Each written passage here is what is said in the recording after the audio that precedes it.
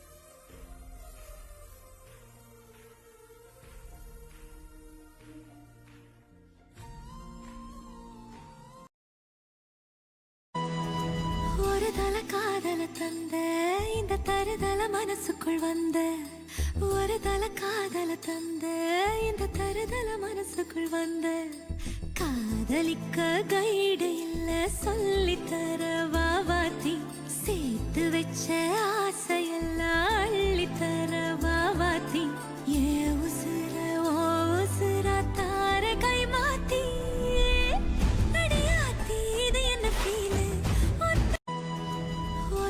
காதல தந்த இந்த தருதல மனசுக்குள் வந்த ஒரு தல காதல தந்த இந்த தருதல மனசுக்குள் வந்த காதலிக்க கைடு இல்ல சொல்லி தர வாவாத்தி சேர்த்து வச்ச ஆசையெல்லாம்